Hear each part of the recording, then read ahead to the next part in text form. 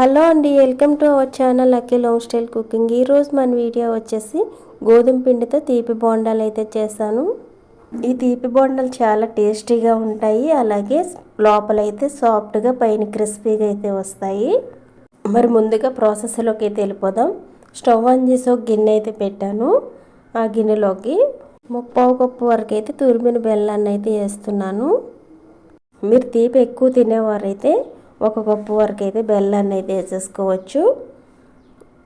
అదే కప్పుతో 2 కప్పుల వరకు వాటర్ అయితే పోసుకోవాలి. 1 కప్పు బెల్లం తీసుకున్న 2 కప్పులు వాటర్ పోస్తే సరిపోతుంది. ఇలా 2 కప్పులు వాటర్ పోసిన తర్వాత ఫ్లేమ్ మీడియంలో పెట్టేసి ఈ బెల్లాన్ని అయితే కరిగించుకోవాలి.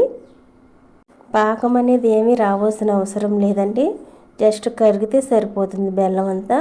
ఇలా కరిగిన తర్వాత ఇప్పుడు స్టవ్ ఆన్ చేసి ఒక ప్యాన్ పెట్టేసుకుని 2-3 టేబుల్ స్పూన్ల దాకా నెయ్యి అయితే పోస్తున్నాను. నెయ్యిలో అయితే ఈ గోధుమ పిండిని ఫ్రై చేస్తున్నాను. ఇప్పుడైతే మీకు ఒకవేళ నెయ్యి లేనట్లయితే స్కిప్ చేసేసి మామూలుగా అయినా ఫ్రై చేసుకోవచ్చు. ఏ కప్పుతో బెల్లాన్ని అయితే తీసుకున్నామో అదే కప్పుతో 1 కప్పు వరకు గోధుమ పిండి అయితే నెయ్యిలో అయితే వేసాను. ఇప్పుడైతే ఫ్లేమ్ మీడియంలో పెట్టేసి ఫ్రై చేస్తున్నాను. ఈ గోధుమ పిండి ఫ్రై చేసుకునేటప్పుడు కలుపుతూ అయితే ఉండాలి, లేకుంటే మాడిపోతుంది. ఇలా కలుపుతూనే కంటిన్యూస్గా అయితే ఉండాలి. దోరగా ఫ్రై అయ్యేంత వరకు కలుపుతూ అయితే ఉండాలి.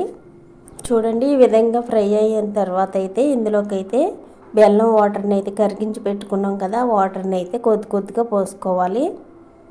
ఒకేసారి బెల్లం వాటర్ మొత్తం పోయికోకుండా కొద్ది కొద్దిగా అయితే పోసుకుంటూ ఈ విధంగా అయితే కలుపుకోవాలి.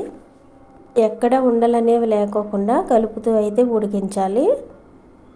ఇలా గోధుమ పిండిని ఉడికించి బోండాలు వేసుకోవడం వల్ల లోపల కూడా బాగా అయితే ఉడుకుతాయి, పైన క్రిస్పీగా లోపల సాఫ్ట్గా అయితే వస్తాయి. ఇలా గోధుమ పిండి ఉడికించుకోకుండా మామూలుగా చేసిన తీపి బోండాలు కూడా మన ఛానల్లో అయితే వీడియో అయితే ఉంటుంది, మీరు కావాలంటే చూడొచ్చు. చూడండి, ఇప్పుడైతే బెల్లం వాటర్ మొత్తం అయితే పోసేస్తాను.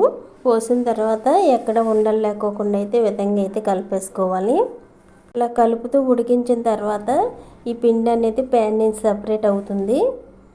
మనం బోండాలు వేసుకోవడానికి కరెక్ట్ కన్సిస్టెన్సీ అనేది మీకు తెలియాలంటే ఈ విధంగా అయితే చూసుకోవాలి.